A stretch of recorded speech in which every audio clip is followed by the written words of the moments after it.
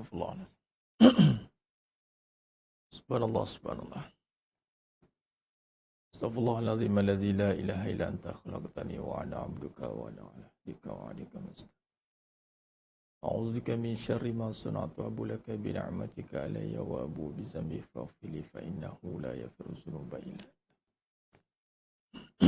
illa ta'ala. Assalamualaikum warahmatullahi wabarakatuh. Bismillahirrahmanirrahim. Innal hamdalillah nahmaduhu wa nasta'inuhu wa nastaghfiruh wa na'udzu billahi min shururi anfusina wa min sayyiati a'malina. May yahdihillahu fala mudilla lahu wa may yudlil fala hadiyalah. Asyhadu an la ilaha illallah wahdahu la syarika lah wa asyhadu anna Muhammadan 'abduhu wa rasuluh. Allahumma salli ala Muhammad wa ala ali Muhammad. Rabbi yassir wa la tu'assir, Rabbi tammim bil khair. Rabbi shrah li sadri wa yassir li amri wahlul 'uqdatam min lisani yafqahu qawli. Allahumma aftah alaina hikmataka wa anshur alaina min khazaini rahmatika ya arhamar rahimin. Wallahu allazi la ilaha illa huwa alimul ghaibi wa syahadah huwa rahmanur rahim. Wallahu allazi la ilaha illa huwa Al-Malikul Quddusus Salamul Mu'minul Muhaiminul Azizul Jabbarul Mutakabbir. Subhanallahi amma yushrikun. Wallahul Khaliqul Bari'ul Musawwiru lahul asma'ul husna. Yusabbihu lahu ma fis samawati wal ardh wa huwal azizul hakim. Wala hawla wala quwwata illa billahil aliyyil azim. Wala manja minallah illa ilaih amma ba'du. Ayuhal mu'minun ittaqullah usikum wa iyaya bitaqwallah faqad fazal muttaqun. Alhamdulillah, sidang jemaah yang dimuliakan Allah Subhanahu wa taala, para penuntut akademi Rahatul Furqan, muslimin muslimat, hadirin dan hadirat. Mudah-mudahan kita semua tergolong dalam golongan hamba-hambanya yang benar-benar bersyukur. Alhamdulillah, bertemu lagi kita pada malam yang penuh barakah ni dalam siri pengajian secara atas talian kita atau pengajian online kita. Dalam bab insya-Allah kita masih membincangkan persiapan pasca zaman. Insya-Allah. Alhamdulillah. Jadi pada yang dah bersiaran pada malam ni, alhamdulillah, ahlan wa sahlan wa marhaban bikum. Yang telah lama beristiqamah, tahniah dan syabas. Dengan izin Allah anda diberikan ruang dan peluang untuk terus istiqamah di jalan Allah. Dan ada yang memberikan full commitment. Ini yang kita nak dalam kesungguhan kita sebagai talib. Penuntut ini, dia berikan kesungguhan. Dia bukan menjadi pendengar. Selalu saya ulang. Kita bukan sekadar pendengar, tapi kita penuntut. Nak menuntut ni yang ramai orang tak larat. Mendengar ramai, senang dia dengar. Kemudian dia dengar dan dengar. Tapi kalau menuntut ni, dia perlukan kepada kesungguhan. Alhamdulillah, saya yakin ramai yang bersungguh di dalam nak menuntut ilmu, sebab kita tahu ilmu tu mahal. Ramai orang boleh bersungguh-sungguh nak cari duit, sebab tahu duit tu boleh bagi manfaat bagi dia. Dia sanggup bernat, dia sanggup sapaya, dia sanggup persengkang mata, kan. Tapi akhirnya duit tu balik kadang-kadang menyusahkan kita balik. Tapi ilmu ni tuan-tuan, pelaburan anda pada ilmu tidak akan sia-sia, tidak akan pernah mensia-siakan anda. Malah pelaburan anda pada ilmu, anda niat tadi, kalau betul, niatnya betul, insya-Allah, seluruh kejadian langit dan bumi, tuan-tuan. Kalau kita berjalan untuk pergi ke tempat majlis ilmu, seluruh ikan di lautan, batu-batu, ciptaan di langit, mendoakan orang yang menuntut ilmu ni. Sebab tu beza, saya wujudkan platform ARF tu, ada untuk bagi peluang lah anda ni biar mati sebagai penuntut ilmu lah. Ada dia panggil hitam putihnya ada lah. Hitam putihnya ada, ya Allah, aku berusaha untuk jadi seorang penuntut ilmu. Apatah lagi tentang kehidupan, tuan-tuan. Ilmu yang anda sedang tuntut ni ilmu besar, bukan ilmu kecil. Bukan cabang, bukan furuk, dia usul. Sebab anda gagal dalam kehidupan, anda gagal semuanya sebenarnya. Iblis gagal dalam kehidupan. Iblis gagal dalam kehidupan. Iblis tak berjaya. Dia beramal banyak tapi hidup dia gagal. Jadi sebab tu Nabi SAW pun ajar kita untuk doa fitnah mahya wal mamat. Fitnah kehidupan ni doa minta lindung fitnah hidup dan fitnah kematian. Jadi besar ni ilmu ni. Jadi Adam menjadi seorang penuntut ilmu yang menumpukan kepada kehidupan. Sehingga kan ditanya, mengaji apa? Mengaji tentang kehidupan. Berkenaan apa? Untuk memantapkan iman, akidah, tauhid dan tasawuf. Dia kalau mengaji tauhid, dia perbincangan tauhid lah. Dia mengaji apa? Mengaji tauhid. Mengaji cabang-cabang dia, pecahan-pecahan dia. Mengaji bab apa? Tasawuf. Ngaji bab tasawuf, penyucian hati, sifat-sifat mazmumah dia. Tapi kalau kata ngaji bab apa? Mengaji bab kehidupan. Oh, bab kehidupan. Besar tuan-tuan. Bab kehidupan ya. Macam mana kamu kaji mengaji bab kehidupan? Saya mengaji bersandarkan akidah. Menjawab persoalan kehidupan dengan iman. Saya nak belajar jawab soalan kehidupan. Selama ni gagal nak jawab. Terkehir, tergeliat dia banyak. Akhirnya kecewa, derita dia. Sebab ni nak belajar lah ni. Nak belajar jawab soalan. Saya belajar kehidupan. Orang tanya. Sebab tu jangan tunjuk action. Jangan kita ni anggap kita ni dah pandai dalam hidup. Kalau masih lagi diuji tumbak ambing. Jangan kita sebab ilmu kehidupan ni dia tak ikut umur. Dia tak ikut siapa kita. Dia ikut siapa yang Allah nak bagi. Yahdillahu nurihi mayasya. Kalau siapa yang bersungguh nakkan faham, maka Allah bagi lah. Dia tak kira siapa. Allah tak kira siapa. Siapa yang bersungguh nak, Allah bagi. InsyaAllah.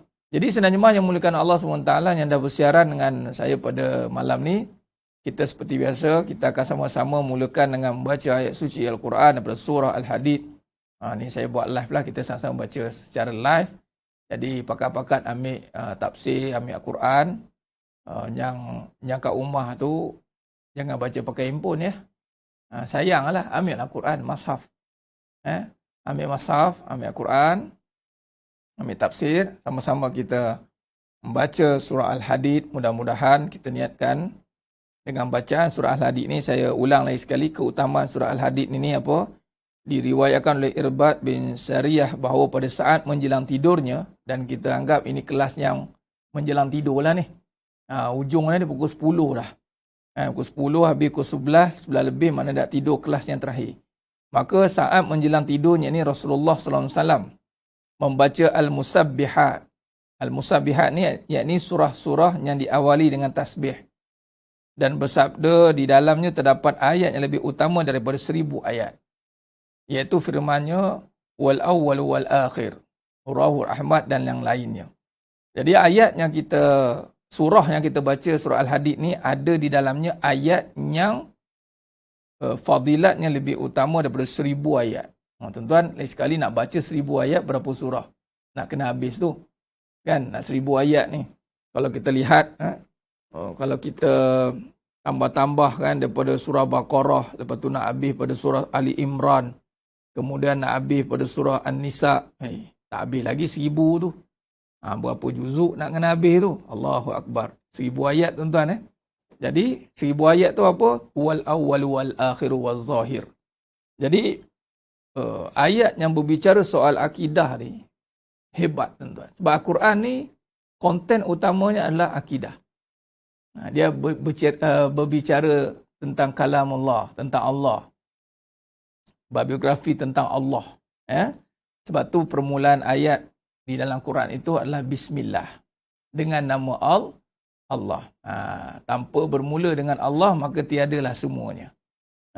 Maka dengan itu insya-Allah jadikan amalan. Dan yang kedua, kita minta barakah daripada surah Al-Hadid ini. Allah berikan kita kekuatan hati kita, kuat besi tuan-tuan, supaya kita mudah-mudahan dikurniakan hati seperti hati besi, bukan hati keras. Hati keras itu binasa, dia pecah. Keras tak mestinya kuat. Keras tak semestinya kuat. Tapi kalau kuat, insya-Allah dia tidak akan pecah.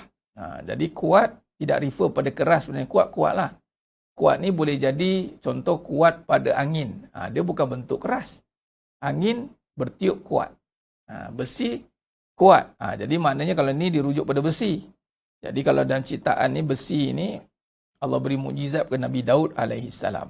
Jadi akhir zaman ni tuan, kita nak hati kita kuat. Kita tak nak hati kita koyak lah, rapuh. kena ayat sikit cair, kena orang bagi gertak sikit goyang, berbelah bagi. Orang dah buat anaya kat kita pun, kita duk masih lagi, duk biar orang anaya kita, orang zalim kita.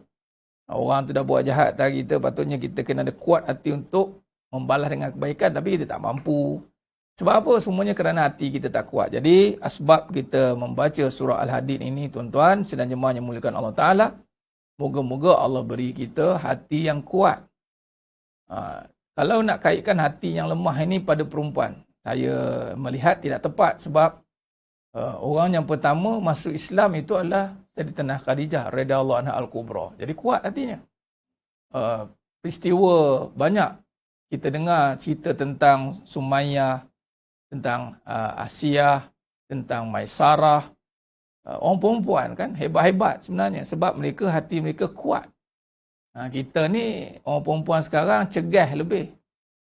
Tunjuk keras, bukan bukan kuat pun, tunjuk keras dia. Keras kepala, degil.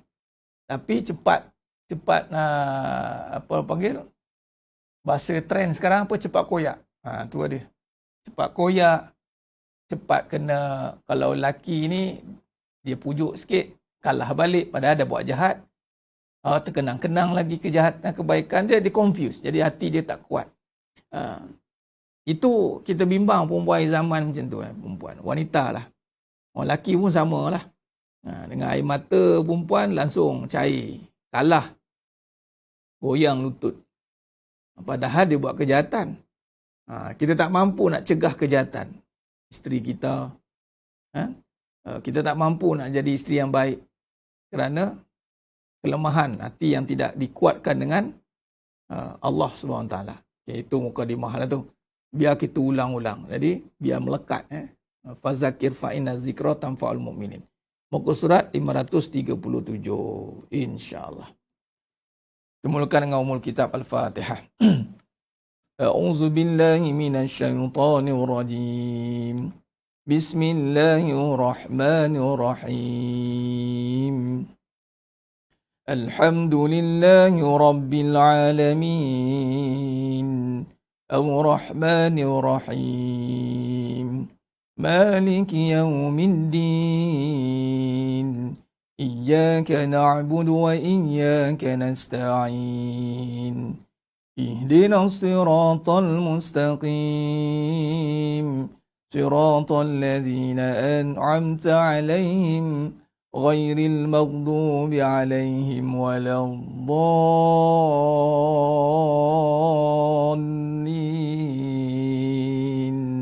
Amin. Bismillahirrahmanirrahim. Sabbaha lillahi ma fis samawati wal ard wa huwal azizul hakim. Lahu mulku samawati wal ard yuhyi wa yumit wa huwa ala kulli shay'in qadir. هو الأول والآخر والظاهر والباطن وهو بكل شيء عليم.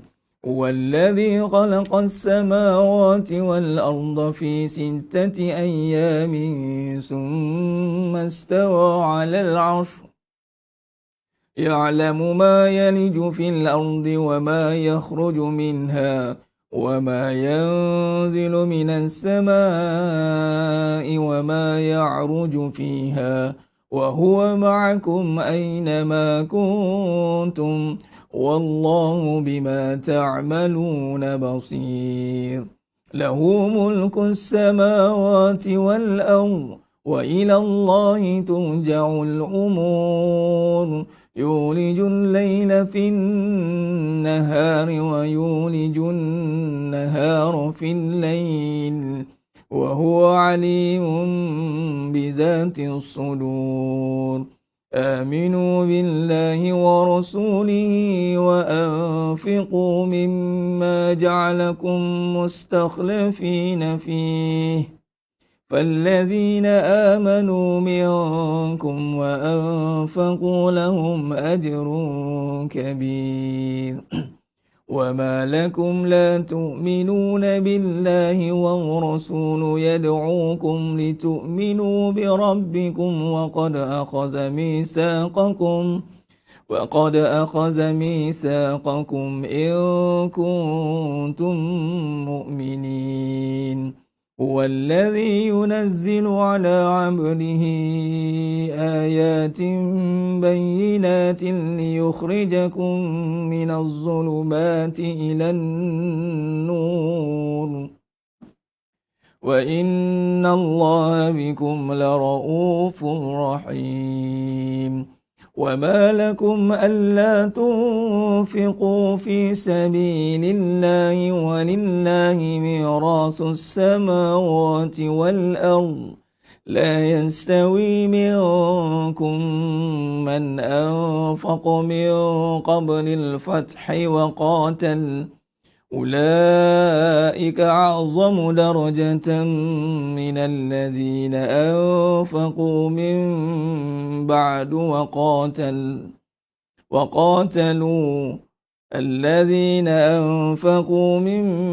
وقاتلوا وكلا وعد الله الحسنى والله بما تعملون خبير من ذا الذي يقرض الله قرضا حسنا فيضاعفه له وله أجر كريم يوم ترى المؤمنين والمؤمنات يسعى نورهم بين أيديهم وبأيمانهم بشراكم اليوم جنات تجري من تحتها الأنهار خالدين فيها ذلك هو الفوز العظيم يوم يقول المنافقون والمنافقات للذين آمنوا انظرونا نقتبس من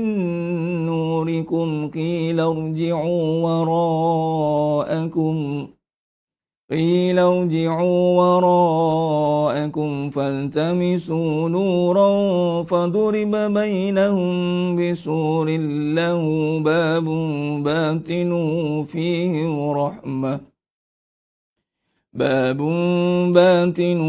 فيه رحمة وظاهره من قبله العذاب ينادونهم ألم نكن معكم قالوا بلى ولكنكم فتنتم أنفسكم وتربستم وارتبتم وغرسكم الأماني حتى جاء أمر الله وغركم بالله الغرور فاليوم لا يؤخذ منكم فدية ولا من الذين كفروا مأواكم النار هي مولاكم وبئس المصير ألم يأن الذين آمنوا أن تخشع قلوبهم لذكر الله وما نزل من الحق ولا يكونوا كالذين أوتوا الكتاب من قبل فطال عليهم الأمد فقست قلوبهم وكثير منهم فاسقون اعلموا أن الله يحيي الأرض بعد موتها قد بينا لكم الآيات لعلكم تعقلون إن المصدقين والمصدقات وأقرضوا الله قرضا حسنا يضاعف لهم ولهم أجر كريم والذين آمنوا بالله ورسله أولئك هم الصديقون والشهداء عند ربهم لهم أجرهم ونورهم والذين كفروا وكذبوا بآياتنا أولئك أصحاب الجحيم اعلموا أنما الحياة الدنيا لعب ولهو وزينة وتفاخر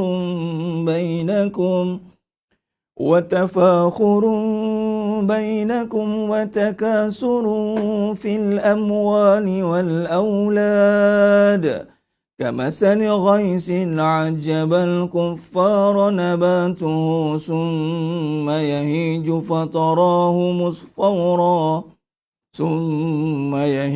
فتراه مصفرا ثم يكون حطاما وفي الآخرة عذاب شديد ومغفرة من الله ورضوان وما الحياة الدنيا إلا متاع الغرور سابقوا إلى مغفرة من ربكم وجنة أرضها كأرض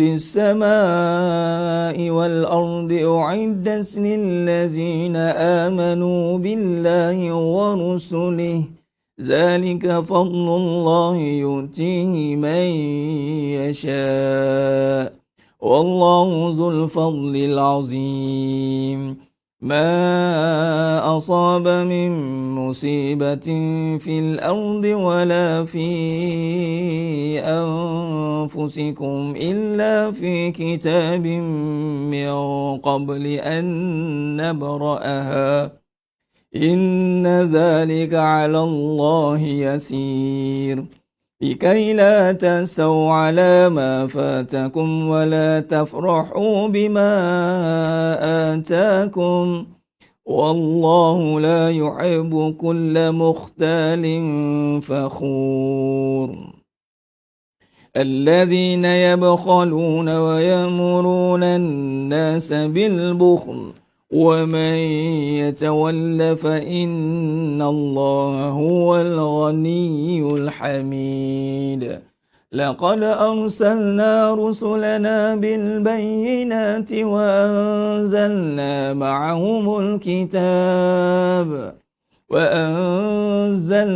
معهم الكتاب والميزان ليقوم الناس بالقسط وأنزلنا الحديد فيه بأس شديد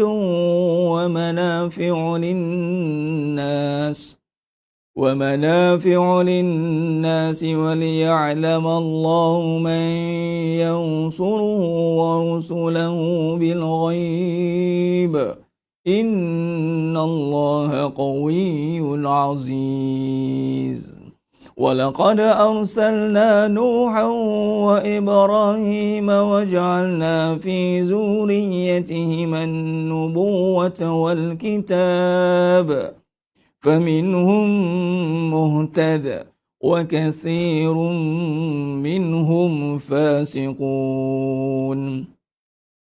ثم قفينا على آثارهم برسلنا وقفينا بعيسى ابن مريم وآتيناه الإنجيل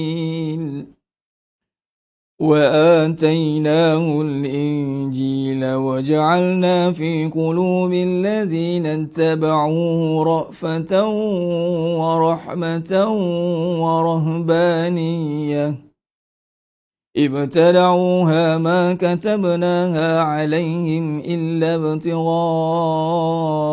رضوان الله فما رعوها حق رعايتها فآتينا الذين آمنوا منهم أجرهم وكثير منهم فاسقون يا أيها الذين آمنوا اتقوا الله وآمنوا برسوله يؤتكم كفلين من رحمته وَيَجْعَلْ لَكُمْ نُورًا تَمْشُونَ بِهِ وَيَغْفِرْ لَكُمْ وَاللَّهُ غَفُورٌ رَحِيمٌ لئلا يعلم أهل الكتاب ألا يقدرون على شيء من فضل الله وأن الفضل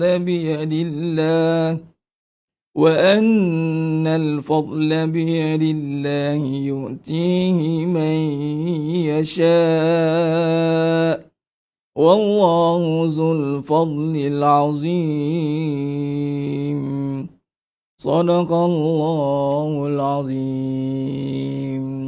Alhamdulillah, sidang jemaah yang dimuliakan Allah SWT, mudah-mudahan dengan bacaan suci ayat Quran surah Al-Hadid sebentar tadi, Allah berikan kita barakahnya, menguatkan hati kita, yang mana kita mohon kepada Allah nak kuat hati, tapi kita tidak ada usaha untuk ke arah itu.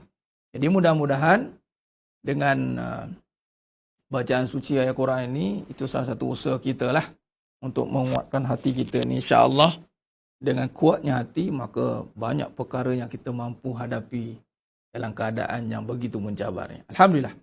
Jadi sidang jemaah yang muliakan Allah SWT, pada malamnya penuh barakah ni, insyaAllah kita akan sama-sama meneruskan pengajian kita, membincangkan dalam bab persiapan kita, apa yang kita nak buat pada pasca akhir zaman ini.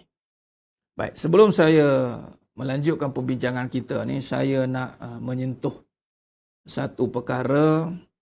Saya dah tertengok dan saya lihat ini ada logo ARF kita, seorang daripada sahabat kita lah. Apa yang mungkin nak dibincangkan ni bagus, cuma saya nak sentuh dalam bab ni kekeliruan. Nak dikaitkan tentang law of attraction. Dalam video ini saya tengok, Allahumma salli ala Muhammad.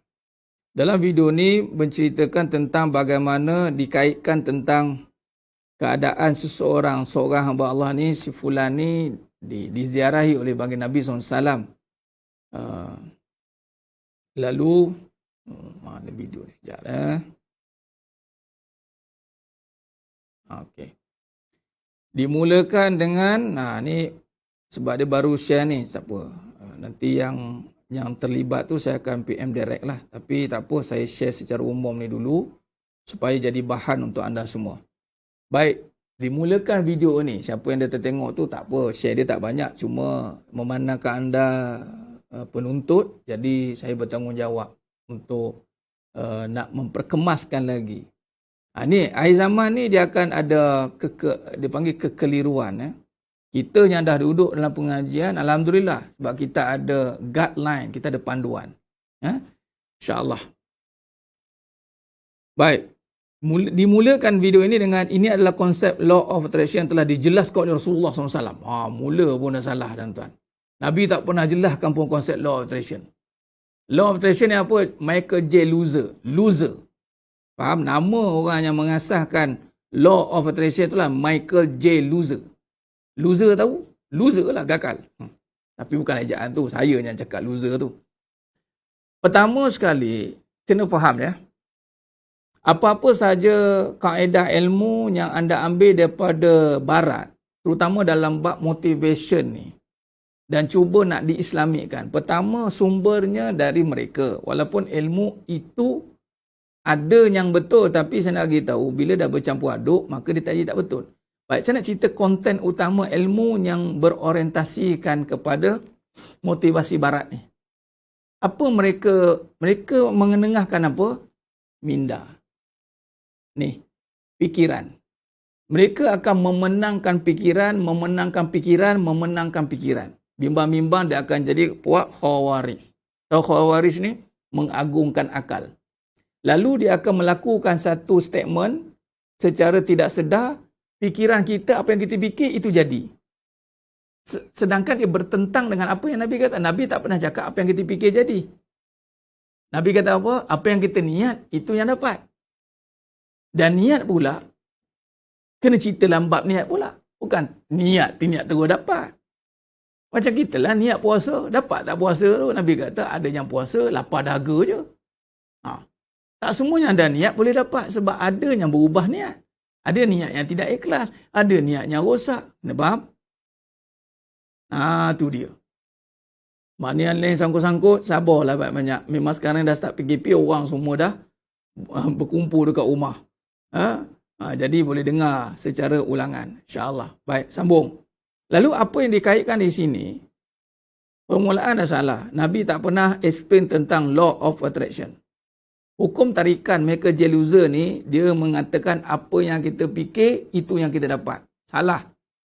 Mula-mula dah salah. Kalau apa yang kita fikir, itu kita dapat. Kalau fikir accident, kejap lagi accident. Kalau kita pergi gajah, kejap lagi dapat gajah. Adakah semudah itu kita dapat? Ataupun sehebat itu fikiran ni? Tidak. Apa tujuan dia agungkan fikiran? Supaya kita argue Tuhan. Faham? Jangan main-main. Supaya kita argue Tuhan dan supaya pelan-pelan kita rasa kita yang berkuasa menentukan keadaan. Sedangkan dia bersalahan dengan akidah Ahli Sunnah wal Jamaah. Ahli Sunnah wal Jamaah yang menentukan jadinya sesuatu perkara bukan fikiran. Tapi Allah yang maha berkuasa. Kita berfikir, kita berusaha tapi menentukan Allah. Baik, sambung. Kata lagi di sini dikaitkan tentang hadis yang saya pun tak cek lagi hadis ni backgroundnya apa, cuma tak apalah. Ditulis ni riwayat Imam Ahmad. Okey. Satu hari Rasulullah SAW menjenguk. Ni sedap ni. Tengok kat mana silapnya. Satu hari Rasulullah SAW dia berkata, daripada law attraction tadi, apa yang kita fikir benar-benar terjadi. Oh, dahsyat. Lalu dia kaitkan, ini orang Islam kita ni. Dia tengok ilmu barat, dia sunatkan dia. Faham tak? Anda ingat semudah tu ke saling kulit? Mana boleh. Kalau asas daripada barat, kalau anda nak Islamkan dia pakai baju Islam, tak jadi kalau isinya barat. Itu panggil sesat barat. Itulah panggil New Age, ilmu, movement apalah semua. Dan saya ada kaedah untuk memantahkan keadaan itu. Baik, sambung. Suatu hari Rasulullah SAW menjenguk seorang yang sedang sakit demam. Baginda bersabda, semoga penyakitmu ini menjadi penghapus dosamu. Orang itu menjawab, tapi ini adalah demam yang mendidih. Okay. Yang jika menimpa orang tua yang sudah renta, yang sudah melarat, boleh menyeritnya ke lubang kubur. Mendengar keluhan orang itu, Rasulullah SAW bersabda, kalau demikian anggapanmu, maka akan begitulah jadinya. Hadis riwayat Imam Ibnu Majah. Saya bacakan je teks matan dia ni. Matan lah. Dari segi riwayat, saya tak cek lagi. Tapi saya cerita. Okay. Lalu dikaitkan, perhatikan pesan Rasulullah berikut ini. Perhatikan pesan-pesan Rasulullah berikut ni. Yang pertama, barang siapa yang redha maka keredaan itu untuknya. Barang siapa mengeluh, maka keluhan itu akan menjadi miliknya. Hadis riwayat Imam Tirmizi. Okey. Redha, maka redha itu untuknya. Mengeluh, maka keluhan itu miliknya. Soal, redha ni duduk kat akal ke kat hati? Keluh ni duduk kat akal ke kat hati? Okey, sambung. Itu soalan lagi. Lalu disusun lagi pesanan Nabi. Salah satu kebahagiaan seorang adalah keredaan menerima keputusan Allah. Rawahu Imam Ahmad. Jika kita terus tengok. Jika kita memikirkan bahagia, maka kita akan bahagia. Anda nampak tak campur aduk kat sini? Lepas tu hati-hati. Ni akhir zaman ni. Terus, jika kita memikirkan bahagia, maka kita akan bahagia. Jika kita berfikir sedih, maka kita akan jadi sedih. Sambung lagi. Jika kita berfikir gagal, kita menjadi gagal. Mana hebat artinya? Jika kita berfikir sukses, maka kita nescaya akan sukses. Saya sedang baca dunia ni. Jika kita berfikir sakit, kita juga menjadi sakit. Hadis tadi, cuba tengok. Nabi menziarah seorang yang sakit. Lalu bila ditanya, Nabi mendoakan. Lalu disambut oleh orang sakit, dia mengeluh. Itu bukan berfikir. Dia bercakap tak berfikir pun. Dia mengeluh. Mengeluh ni adalah nafsu. Dia menentang. Dia tak suka. Maka nafsu yang menggerakkan percakapan itu, maka akal itu dipengaruhi oleh nafsu. Jadi sekarang ni, Nabi tak ajar kaedah berfikir tu. Nabi ajar kaedah menerima hati ridha. Itu bukan berfikir, itu ridha tuan-tuan. Hati-hati. Jangan. Hati-hati. Walaupun ada mula berfikir sihat, maka kita akan dapat sihat. Confirm ke? Salah lah benda tu salah. Sebab tu pentingnya pengajian. Ini kalau tak ni, dia nampak betul. Banyak video ni, kalau sahabat kita share ni, taklah tersebar banyak. Tapi saya pernah tengok video ni tersebar banyak ni. Dan pernah saya tengok ada di skrin TV kat masjid. Saya tak sempat nak jumpa AJK tu. Lepas tu tak ada dah. Saya tengok. Saya terbaca. Saya mula tengok. Ini Nabi ziarah orang sakit. Nabi doakan. Kemudian si fulan itu mengeluh. Lalu Nabi kata, memanglah orang mengeluh ni, memang dia akan dapat balasan lah daripada keluhan dia. Disambung dengan hadis tadi, Nabi kata yang paling bahagia adalah orang yang paling redha. Redha bukan kerja akal. Redha kerja hati. Okey, hatinya redha, maka dia menggerakkan akal. Dia menggerakkan akal untuk mengeluarkan kata-kata yang benar. Bukan memenangkan akal. Tadi bila begitu menangkan akal. Kalau kita berfikir positif, positif. Kalau kita berfikir sakit, sakit. Kalau berfikir kita kaya, kaya. Kalau berfikir kita bersandar pada fikiran lah hidup kita ni.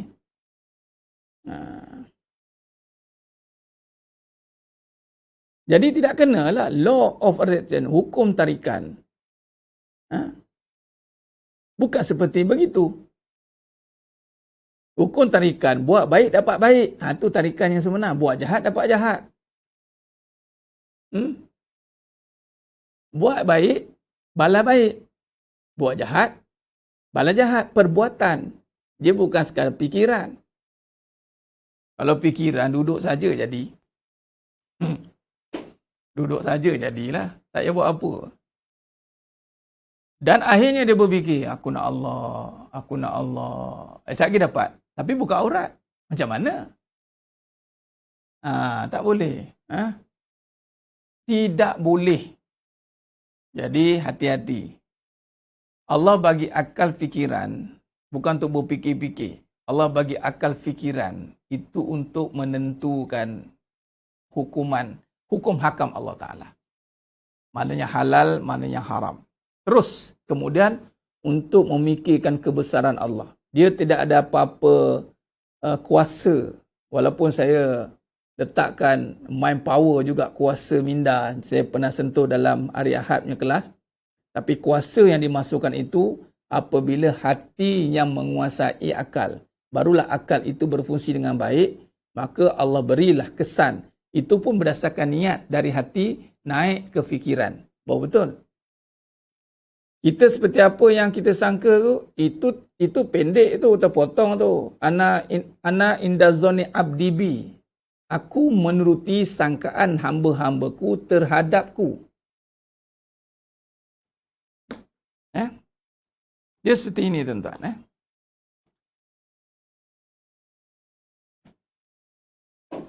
Sangkaan ini, hadis tadi, itu ada kursi aku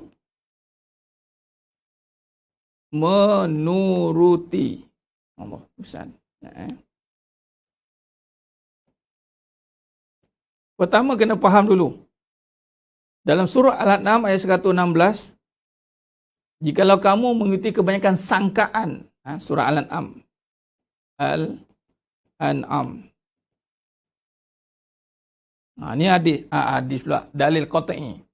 Kalau dalam surah Al-An'am ayat 116, Allah tegah kita ikut sangkaan kebanyakan manusia. Allah tak bagi. Jangan ikut sangkaan kebanyakan manusia. Atas muka bumi. Nanti puan yang mengikuti tadi, tolong semak video-video live saya yang lepas. Saya minta jasa baik anda untuk tengok banyak link. Saya ada share nanti. Saya akan share dekat page saya. Tengok banyak saya share tentang perkara ni. Saya dah kupaskan. Tak apa, malam ni saya sentuh lagi sekali. Sangkaan kebanyakan manusia, kebanyakan manusia atas muka bumi. Dan kalau kita lihat, cari siapa boleh copy paste surah Al-An'am 116, tengok yang lebih tepat. Tengok lebih tepat makna dia. Allahumma salli. Kemudian saya akan kupas hadis tu sekejap. Tengok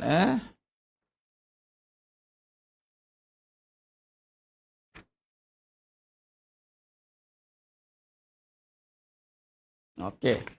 Dalam surah Al-An'am ayat 116, Allah berfirman yang bermaksud, dan jika kamu mengikuti kebanyakan orang di muka bumi ini, nescaya mereka akan menyesatkan dari jalan Allah. Mereka tidak lain hanya mengikut sangkaan sahaja. Nampak tak? Dan mereka tidak lain hanyalah berdosa terhadap Allah. Mengikut sangkaan, kebanyakan, hati-hati. Jadi maksudnya sangkaan ini bukan boleh jadikan hujah. Jadi saya nak respon kepada hadis kursi yang aku menuruti. Jangan kita ambil sekerat-serat. Itu bahaya ngaji sekerat-serat. Apatah lagi dalam bab kehidupan ni. Biasanya kita nak pakai dalam bab kehidupan ni. Hati-hati. Sebab tu anda duduk dalam pengajian ni adalah untuk merungkai kehidupan. Kalau kita nak ngaji dalam bab hadis, mungkin kita tak sempat. Banyak orang yang pakar hadis, kita mungkin jumpa lah. Tapi kat mana kita nak jumpa balik perbahasan hadis dan Al-Quran? Bila kita tengok kehidupan kita. Maka dalam hadis kursi tadi, aku menuruti sangkaan. Adakah sangkaan apa? Sangkaan hamba-Ku terhadap-Ku. Tak habis tu bukan sangkaan saja. Ana inda zonni zon. Zonni abdibi. Aku menuruti sangkaan. Ana inda zonni, aku bersama sangkaan hamba-hambaku terhadapku. Dia kata kunci dia, apa yang kita duk sangka pada Allah ni? Itu yang terjadi nanti. Dan itu adalah kerja hati tau. Bukan kerja akal. Contoh, kebanyakan manusia menyangka rezeki tak ada. Kan dah salah tu. Kebanyakan manusia kan rezeki tak ada. Sebab apa kamu cakap rezeki tak ada? Kamu sangka kat siapa rezeki tak ada ni? Rezeki ni nama siapa? Nampak tak? Kat mana yang kamu kata rezeki tak ada? Sebab apa? Sebab duit tak ada, Ustaz. Oh, duit tak ada. Dan kebanyakan orang akan menyimpang daripada jalan ketaatan. Bila dia kata rezeki tak ada, itu merujuk pada duit tak ada. Apa yang dia buat adalah kejar duit. Maka dia kejarlah duit. Tinggallah berkat. Tinggallah taat. Tinggallah suruhan Allah. Sebab duit punya pasal. Allah kata, kamu kata rezeki tak ada. Tak apalah, aku ikutlah kamu. Ikut kamu tu bukan maksud Allah ikut kita. Tapi kamu punya level kepahaman tahap tu, itulah kamu dapat. Kasih sayang tak ada. Sebab apa suami tak pegang tangan? Ada. Kamu kata aku tak ada. Okey, kamu pergilah kat suami kamu tu. Kamu kata aku tak ada. Kamu pergilah kat duit tu. Nampak? Jadi sebab tu sangkaan itu bukan dengan datang dengan fikiran yang semata-mata, tapi sangkaan itu dia panggil su'uzon, sangka buruk dengan nafsu tu. Dia tengok, dia sangka buruk. Bahaya. Sebab tu hadis ana inda zonni abdi bi. Jaga sangkaan kita pada Allah. Sebab tu husnuzon. Contoh, kita diuji bab duit. Rujuk surah Al-Baqarah ayat 155. Al-Baqarah 155. Ini dalam bab risiko ni saya akan kupas secara detail.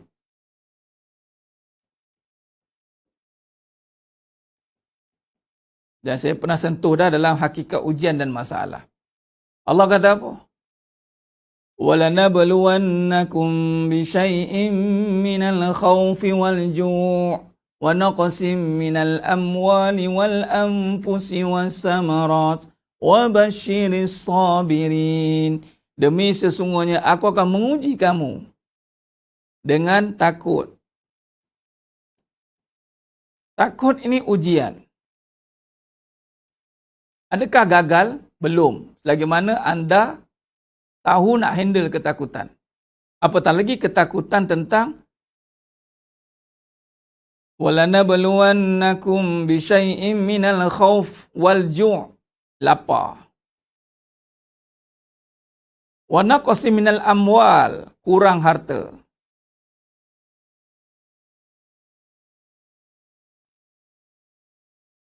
Kematian jiwa. Ada ini kematian.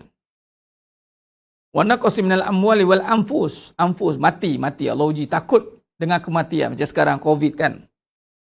Wassamarat. Sumber. Putus sumber. Ni PKP dah lockdown. Kita habis. Kita takut kita tak ada sumber. Yang lebih parah tak ada sumber rezeki. Dia cakap macam tu. Habislah sumber rezeki aku. Sumber tak ada. Sebab Allah kaitkan dengan tanaman. Wa naqsim minal amwali wal anfusi wassamarat wa basyiris sabirin. Akhirnya Allah kata apa? Wa basyiris sabirin. Kabar berita gembira. Nampak? Ini pun satu lagi konsep yang kita salah faham. Berita gembira bagi orang yang sabar. Kita sabar kita kait dengan sedih. Sedangkan kalau ikut pada Allah, sabar itu gembira, bukan sedih. Sedih itu sabariah. Faham? Yang sedih-sedih sabariah. Kalau sabar itu pasangannya gembira. Wa basyiris sabirin. Kenapa pula sabar boleh gembira? Kerana dia tidak tertipu dengan takut pada makhluk. Lapar. Takut. Lapar ni cerita tentang apa? Takut lapar. Okey. Awalnya secara lumrah kita takut lapar. Tapi itu ujian. Lalu kita pun mengaji. Lapar. Cerita tentang apa lapar?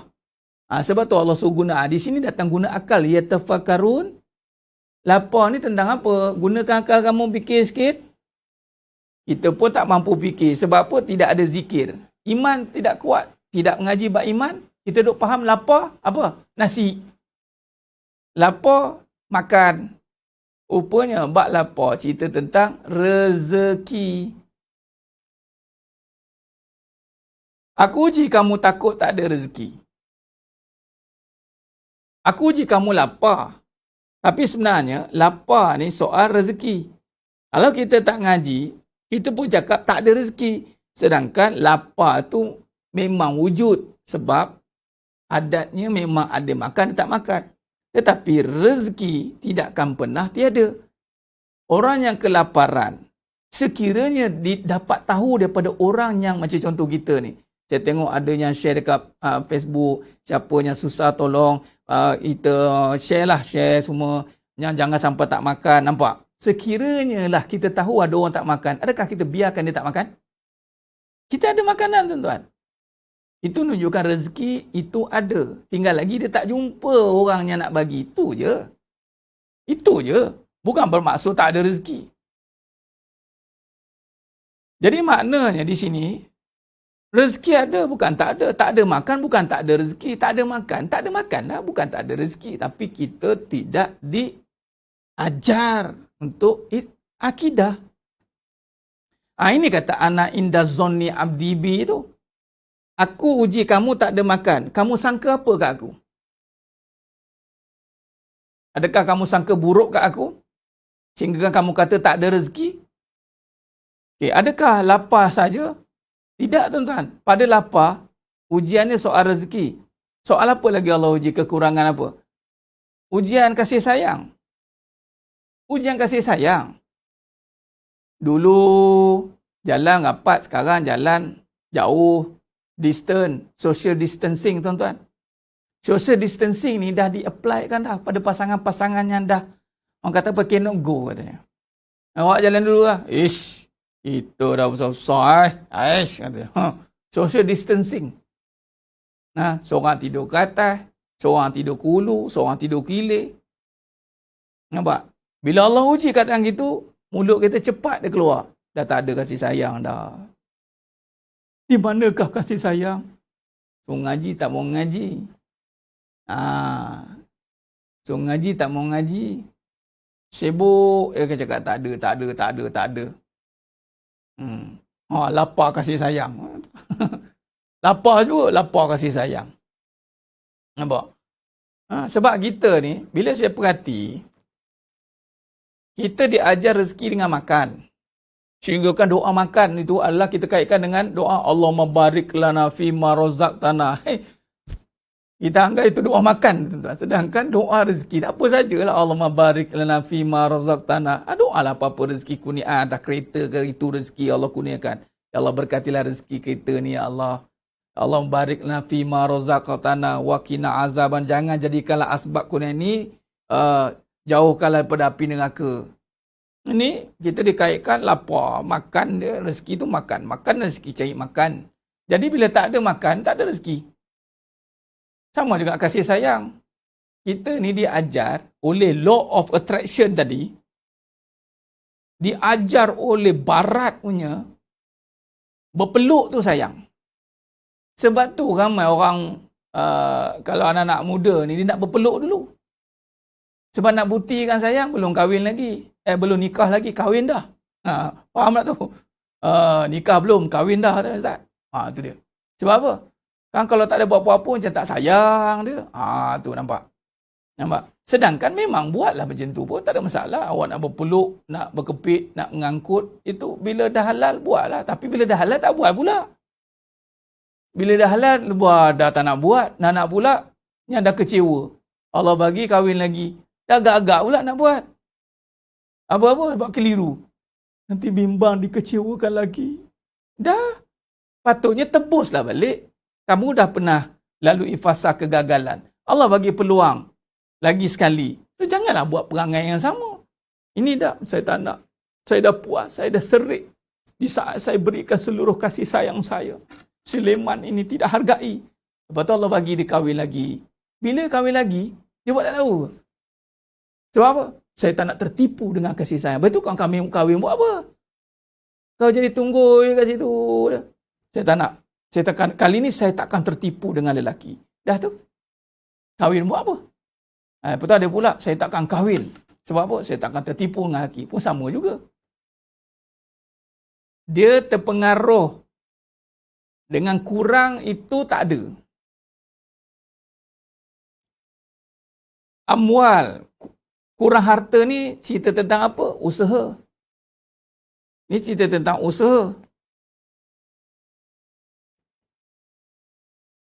Kurang usaha, kurang harta. Tuan-tuan, kurang harta ni bukan sebab tak berusaha. Allah nak kurangkan dengan macam-macam cara nak kurangkan. Usaha. Usaha tuan-tuan. Tapi adakah kalau kita usaha banyak, dapat banyak? Ini yang kata Qadariyah ni. Allah uji. Allah uji kurang harta. Adakah kurang usaha?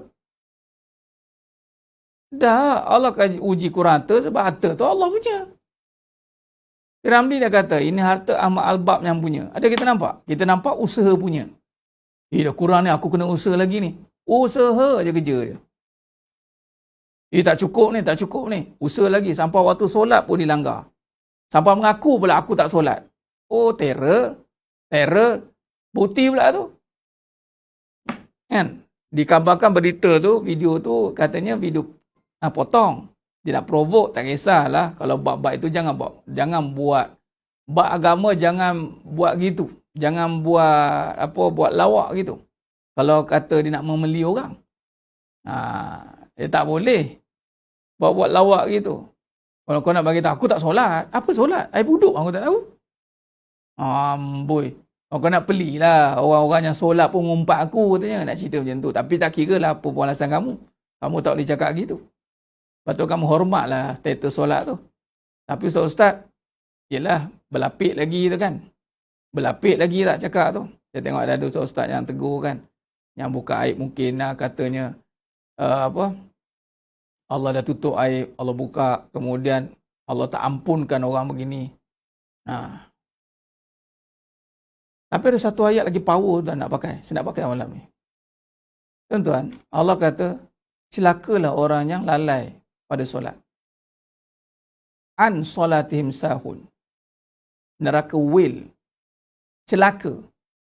Allah panggil orang yang melalaikan solat. Celaka. Bahasa Quran tu bukan tak solat tau. Melalaikan. Maksudnya, solat zuhur masuk satu suku. Contoh. Dia sebab lalainya pasal, sebab sibuk. Orang lalai apa? Dia tahu dia boleh berhenti buat kerja. Dia tak berhenti. Dia tahu benda tu tak penting pun sekejap. Bolehlah tunda sekejap. Tapi dia tak buat. Bukan melibatkan nyawa pun. Bukan melibatkan menjaga perbatasan negara pun. Dia bukan melibatkan benda-benda penting. Tapi dia saja buat benda tu penting. Orang macam ni, kata Allah, celaka orang macam ni. Kalau yang melalaikan solat, melambatkan solat, celaka. Kalau tak solat, apa bahasa kita nak bagi ke orang macam ni? Kalau saya panggil teruk pada binatang. Panggil celaka. Orang macam ni tu buku temu ruah. Ada kadang-kadang memang berlapik. Ustaz kasar. Tak, saya guna ayat Quran juga. Saya ambil saja bahasa Quran, saya bagi kat dia. Habis cerita. Saya kata celaka. Apa panggil saya? Tak, saya panggil orang yang tak solat. Yang melambatkan solat. Saya tak tergamak lah nak bagi orang tak solat ni bahasa apa yang lebih teruk pada celaka.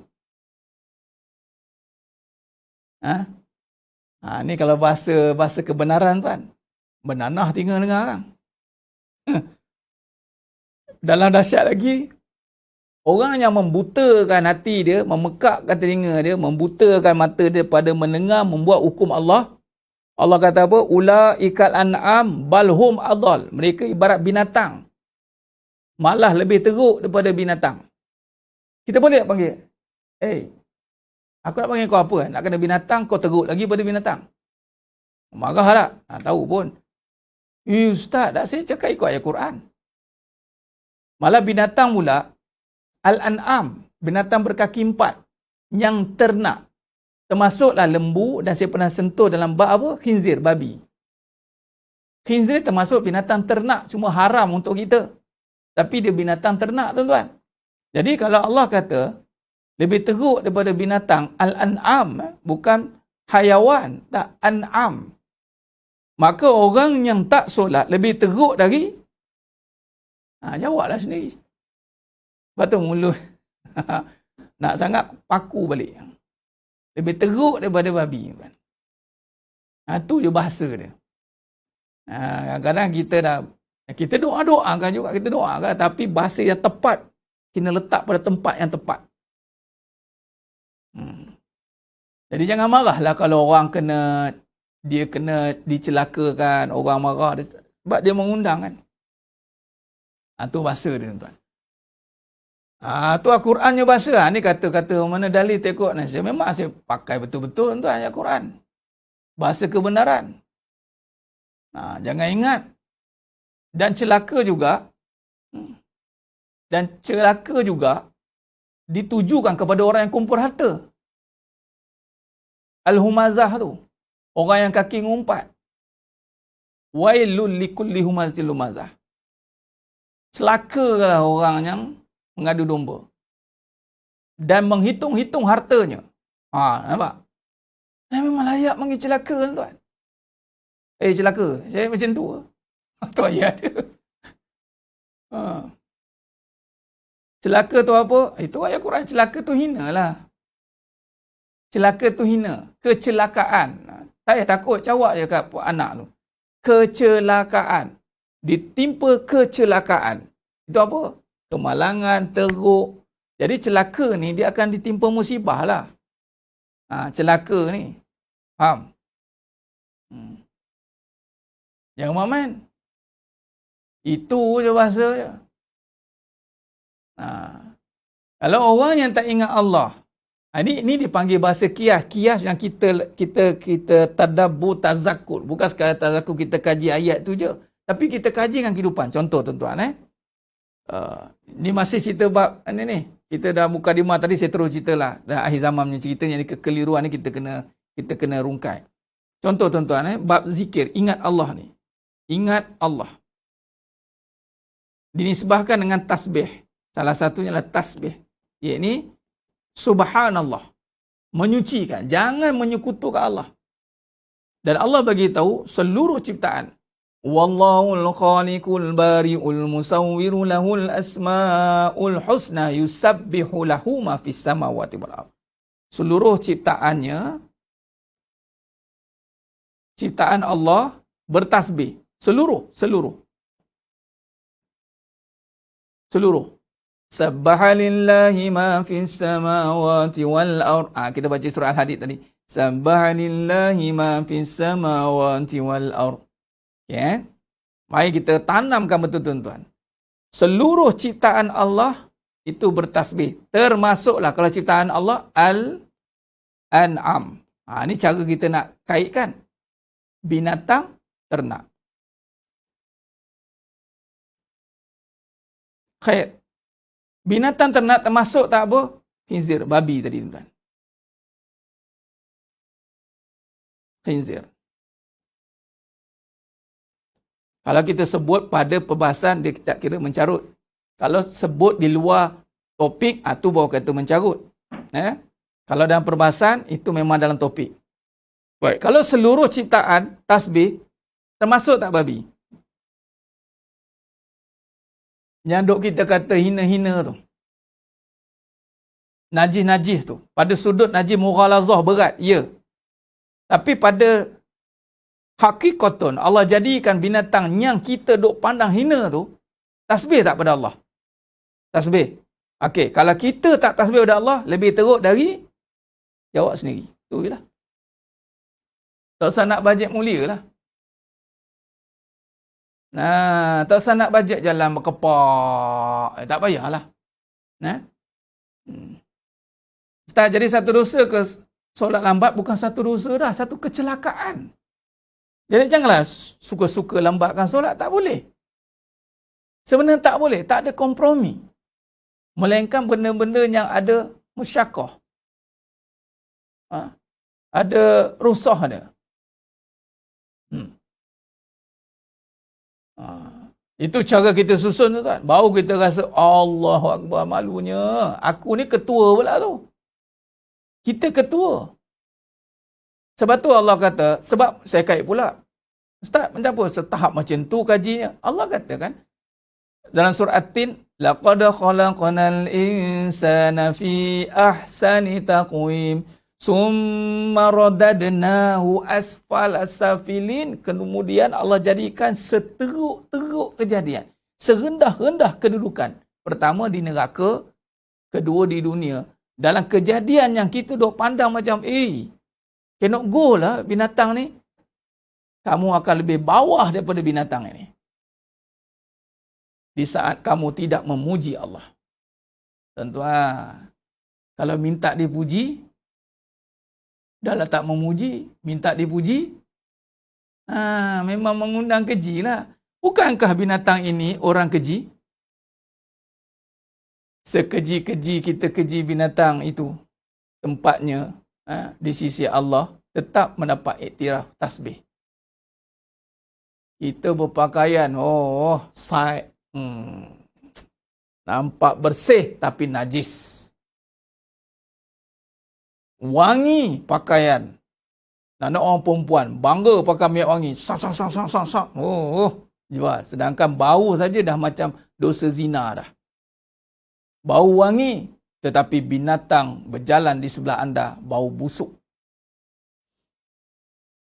Apa yang busuk ni? Binatang kata. Tuhan, si jemah tu. Dia bukan tasbih, dia sibuk nak dipuji dia. Buat live, nak orang puji dia. Bukan nak muji Allah. Si kelompok-kelompok babi ni sedang mengutuk si jemaah itu. Itulah tu. Busuknya orang katanya. Dia cakap kita ni najis. Dia tu najis katanya.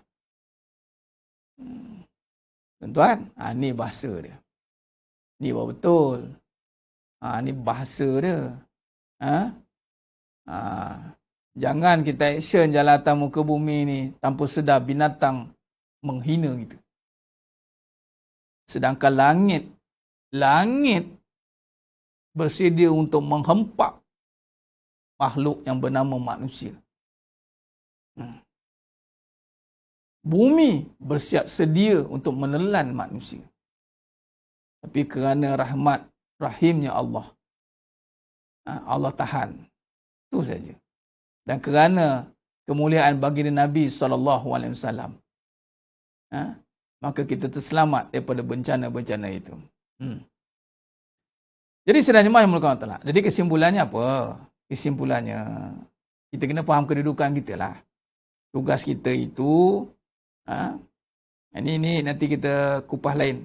Saya nak kaitkan dengan usaha ni. Maksudnya, berbalik pada soalan tadi yang bertanya tadi, aku menuruti sangka namaku terhadapku. Terhadapku. Jadi, hati-hati apa sangkaan kita. Apa sangkaan kita? Kepada Allah. Allah uji sakit, apa sangka kita pada Allah? Kita mengeluh. Itu sebab jangan over-over. Oh, matilah aku macam ni. Allah tak cakap, tak ada lagi statement mati. Dah kita menzahirkan tak puas hati kita. Tahulah kita, PKP ni matilah aku. Aduh. Oh, belum mati lagi. Tak tahu apa jadi ke depan. Janganlah, jagalah lisan tu. Nampak no hati tu?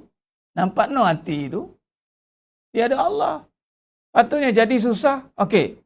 Terima. Ya Allah, aku terima kesusahan ni. Aku yakin Engkau yang maha menjaga mentadbir urus seluruhnya. Bantu aku ya Allah dalam kesusahan ini. Jangan cuba-cuba kita nak merangka, kita nak menjangka, kita nak buat satu forecast, kita nak buat satu prediction tentang keadaan kita yang susah sekarang ini akan datang kita merana. Siapa kata? Allah tak pernah menjanjikan pun perkara itu.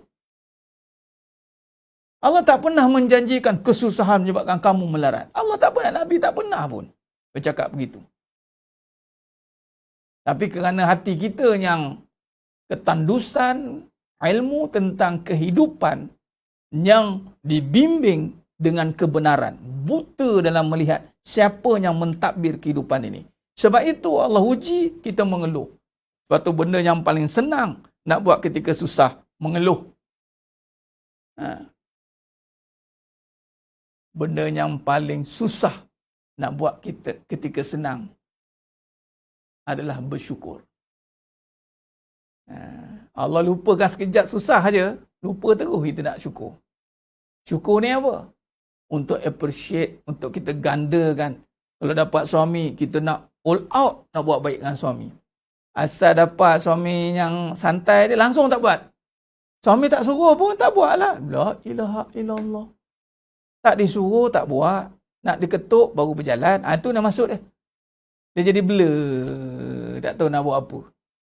Nampak tak? Asal masa lapang, dia tak tahu apa. Ngangar.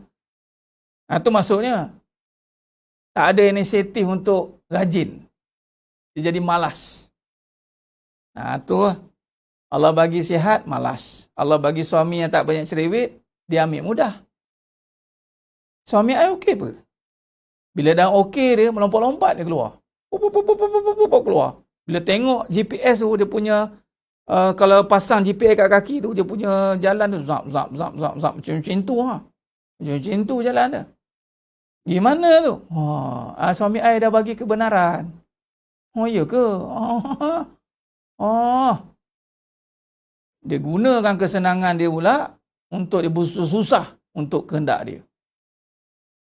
Bukan nak susah kembali, gunakan untuk mentaati, tingkatkan prestasi, kurangkan diri dia untuk benda lain. Bila dah suami dah bagi kebenaran, lapang, kamu tak pergi mana-mana? Tak apalah bang, Allah bagi saya suami yang tak cerewet ni, saya tak naklah ambil kesempatan atas kelapangan ni. Orang lain Allah uji suami, ya Allah, macam-macam perangai.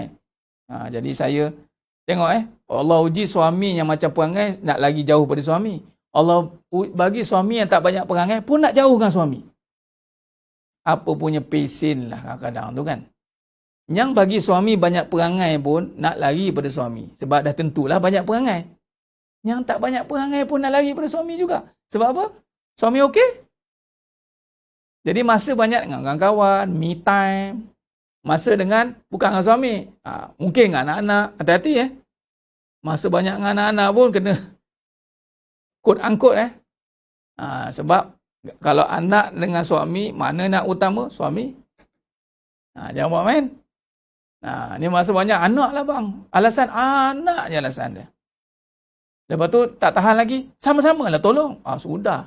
Dengan suami diangkutnya. Abang pula bedtime story. Saya penat. Okey. Dengan suami dia kena sekali. Jangan. Dapat suami tak kisah, pergi dengan ni jenis yang minta maaf, ini yang berlaku. Suami dia tak ambil berat, contoh, mak mertua untuk perempuan, tak wajib dilayan. Yang wajib melayan mak mertua tu suami tu sendiri. Faham? Suami yang wajib berkhidmat dengan mak dia. Isteri bila disuruh. Tapi bila suami tak suruh, panjang tak ada. Mana? Tak apalah mak, dia ada hal dia lah. Gimana? Di keluarga dia lah. Gimana? Dia ni hidup dengan siapa? Hidup dengan kamu ke dengan siapa? Nampak? Hati-hati. Dengan adik-beradik, dengan ini, rapat dengan dia balik kepada macam tak ada suami. Pada orang tua-tua dulu, kalau dia dah bernikah, acara serah anak kan? Orang tua-tua dulu consider, kahwin tu anak perempuan dah tak ada dah. Consider gitu ke? So, memang macam tu. Bukan soal zalim, tak zalim. Tapi memang macam tu. Dan dalam riwayat zaman Nabi SAW pun berlaku. Seorang sahabat Nabi pergi berperang. Zaman dulu tak ada WhatsApp, tak ada Telegram, tak ada apa, tak ada. Ayah sakit tuan. Jumpa Nabi, minta izin Nabi tau. Nak jumpa ayah. Nabi kata tunggu suami balik. Suami ni pula baik. Kita yang ada agama faham. Kita pun baik. Kita pun takkan halang. Jangan. Orang yang ada agama ni senang bawa kira sebab dia ada agama. Tapi anda yang tak ada agama suka ambil kesempatan. Hati-hati, take for granted. Sebab tu Allah Ta'ala ni, itu pemilik agama. Sebab tu kita jenis tak kisah. Nak jadi baik ke, jadi buruk ke, kau pandai kita lah. Sebab Allah pemilik agama.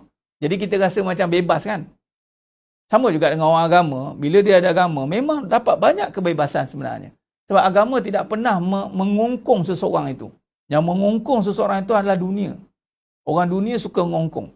Orang agama tak sebenarnya. Dia terbuka. Selagi mana dia ada harus, tak haram, silakan.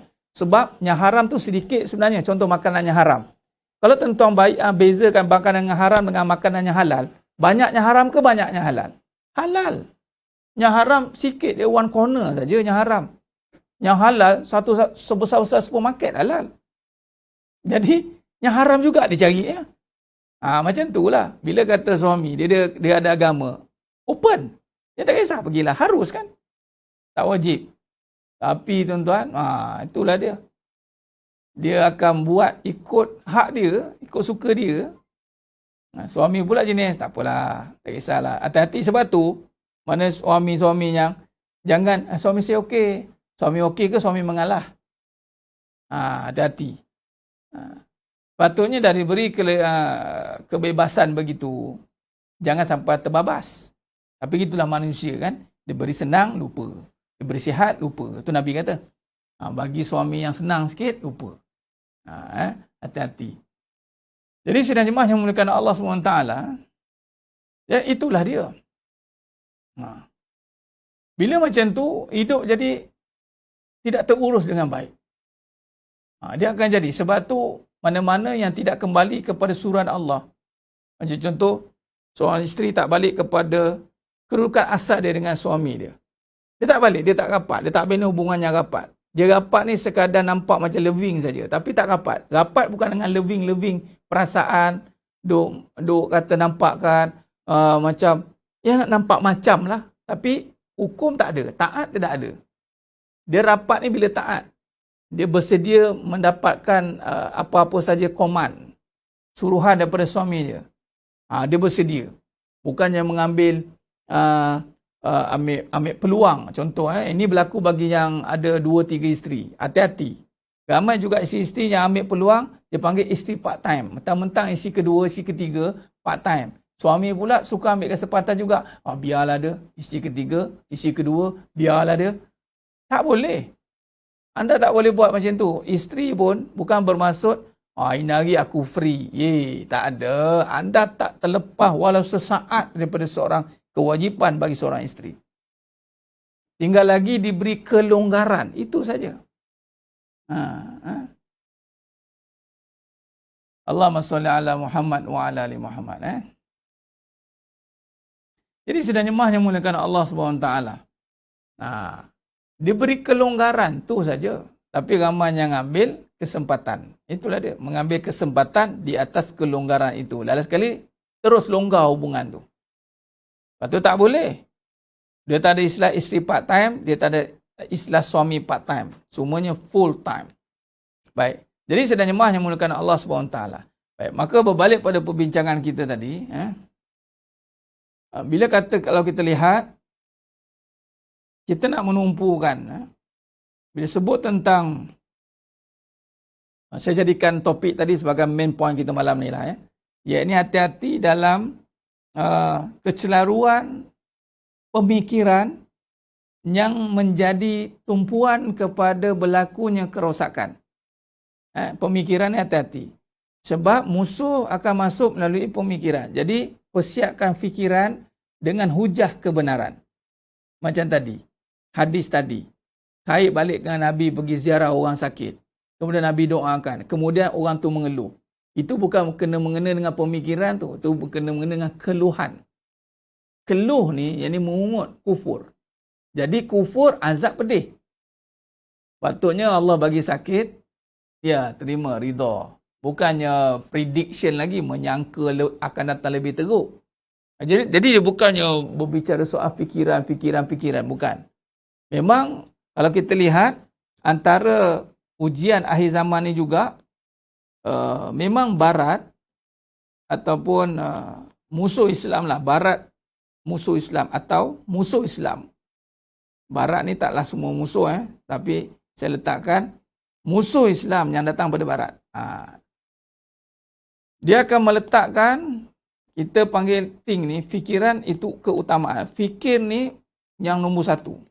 Sebab tu dia ajar kita fikir kaya. Ni pun ada sentuh-sentuh. Fikir kaya. Think rich.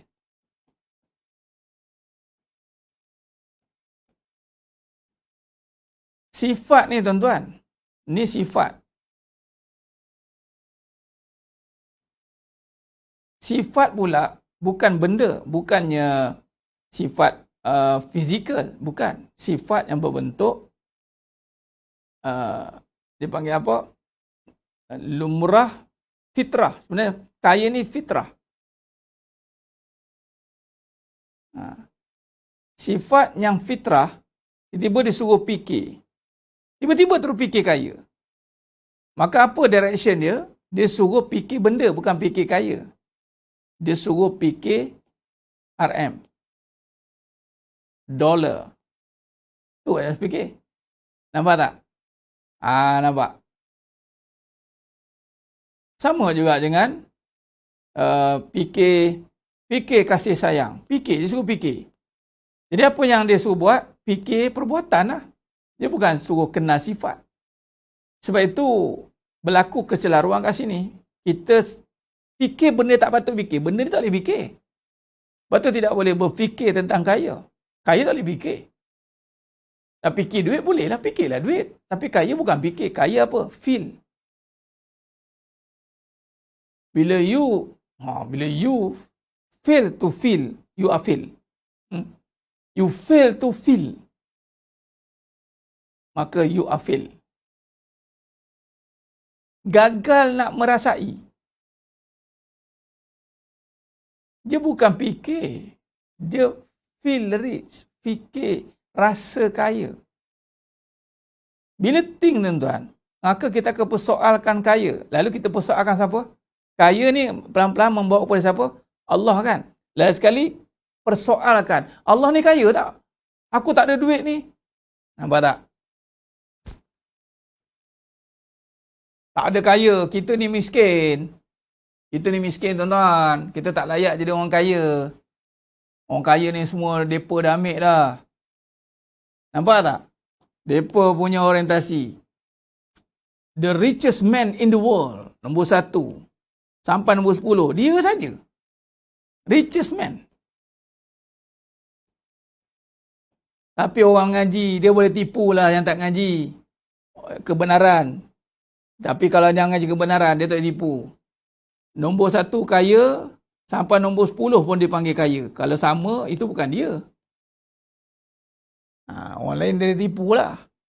Yang tertipu, tak adalah kita nak kaya ni. Kita ni apa ada, tak ada apa lah. Ish, malu lah kita. Punyalah kita. Punyalah kita. Sedangkan kaya ni sifat Allah. Patutnya orang beriman lah kaya. Sebab apa? Duit tarak. Yelah saya tak ada duit. Suri rumah je. Saya orang kampung je. Tak ada apa. Entah lain lah. Kaya. Duit banyak. Allahu Akbar. Ini mereka. Akhirnya mereka membawa sifat ini. Tuan-tuan ingat, mereka tak kaji ke? Mereka kaji kan? Nak memesongkan pemikiran yang membawa kepada akhirnya gangguan akidah.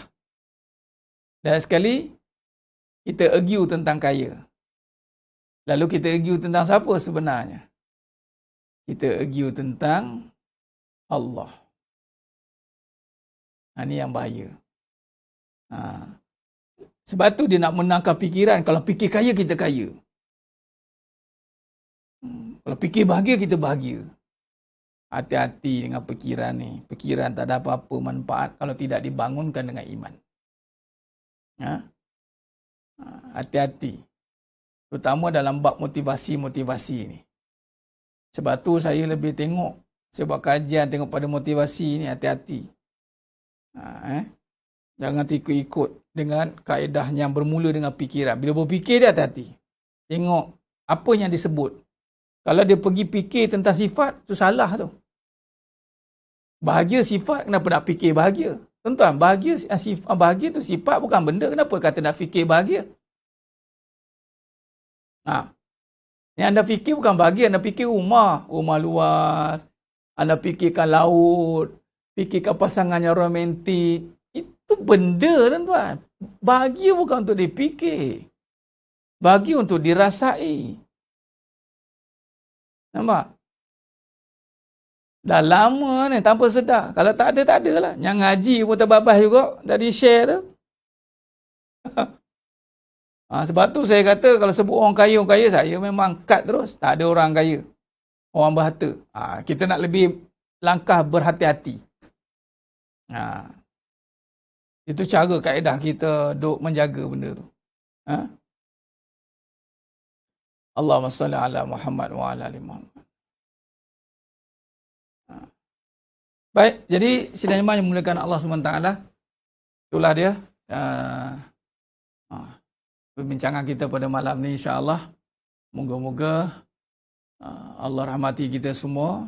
Hati-hati dengan corak-corak pemikiran yang bercampur aduk dengan batil ni, menjahanamkan iman kita tanpa sedar. Halus jarum dia, masuk tak payah banyak, cukup masuk satu jarum. Dia cukup masuk satu jarum, cukup untuk membawa masuk pelan-pelan virus-virus itu. Virus tak perlu masuk dalam bentuk yang besar. Contoh tuan-tuan, virus itu dia masuk ni dalam perjalanan yang halus. Sebab tu yang lagi halus lagi bahaya. Sebab tu macam coronavirus ni halus. Jadi dia bukan masuk secara berketul-ketul gitu. Itu belum lagi Allah uji dengan udara. Toksik. Halus. Jadi serangan halus. Ingat, pegang ayat ni, serangan halus. Jadi bukan serangan kasar-kasar. Bukan jelas-jelas nampak. Tak. Dia akan masuk secara halus. Bila kata halus, kita kena perhalusilah setiap perkara.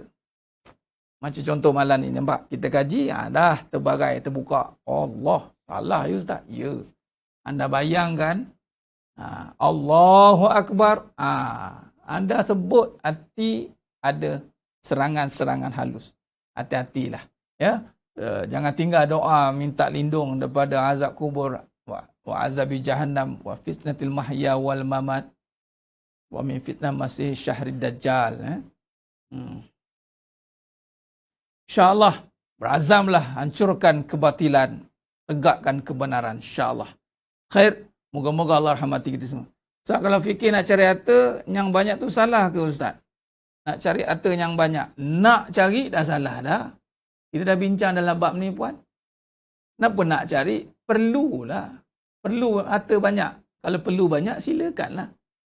Dunia ni keperluan. Ya? Salah tu kat mana? Kalau kita ikut kemahuan, salah. Kalau kata, saya perlu duit yang banyak Ustaz. Fikirlah. Kenapa perlu banyak? Duit saya je, apa Ustaz? Saya perlukan.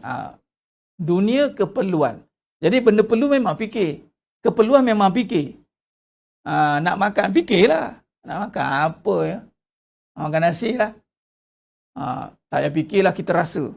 Merasai nasi sampai kesudah tak makan tuan. Fikirlah.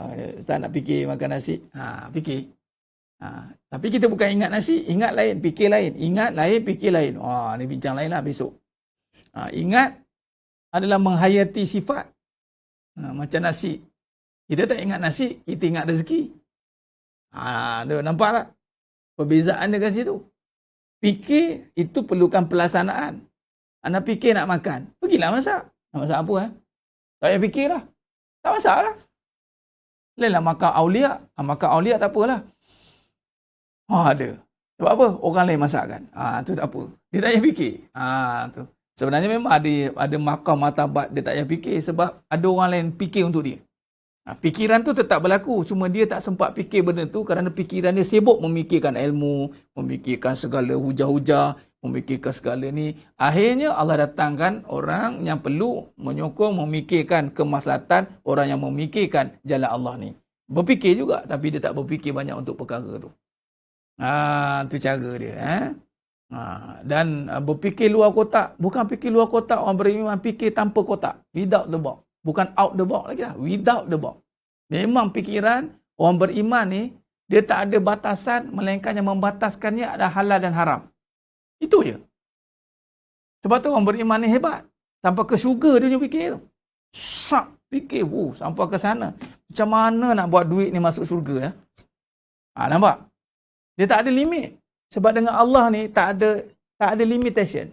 Tak boleh dihadkan. Dengan Allah, infinity. Apa yang menjadi panduan kita? Halal dan haram. Itu je. Selagi mana tidak menyentuh batasan haram, bismillah. Itu je. Jadi luas hidup ni? Luas. Seluas langit dan bumi. Allahu Akbar. Khair. InsyaAllah, kita temu lagi pada siri yang akan datang. Untuk PKP 3.0 ni, mandangkan ramai di rumah 14 hari, mungkin saya akan adakan kuliah khas nanti. Waktu pagi, mungkin waktu duha. Ada bacaan, saya nak bawa bacaan daripada kitab, daripada almarhum Tuan Guru Haji Saha. Bacaan Asmaul Husna, bacaan. Kemudian ada doa khas Asmaul Husna, ada doa dia tuan. Kemudian kita bahas sikit-sikit apa yang boleh dalam setengah jam macam tu. Nanti saya akan maklumkanlah. Dalam tajuknya mungkin Baiti Jannati. Kita mulakan dengan Asmaul Husna, kemudian kita bincang Baiti Jannati. InsyaAllah nanti saya akan maklumkanlah dalam sehari 2 lagi. Khair. Jadi itu saja. Moga-moga Allah rahmati kita semua. Teruskan istiqamah. Ingat apa yang berlaku itu hadapilah dengan Allah. InsyaAllah.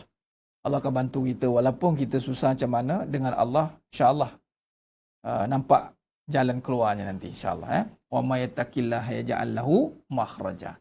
Insya-Allah itu saja. Aku qouli hadza wa astaghfirullahalazim li wa lakum wa bila taufiq wal hidayah. Assalamualaikum warahmatullahi wabarakatuh. Kita tangguh dengan tasbih kafarah dan suratul as. Subhanakallahumma wa bihamdik. Asyhadu an la ilaha illa anta. Bismillahirrahmanirrahim wal 'asr. Innal insana fi khusr illa alladhina amanu wa 'amilus wa tawassaw bil haqq wa tawassaw bis sabr. Wallahu a'lam bissawab. Takbir. Allahu akbar.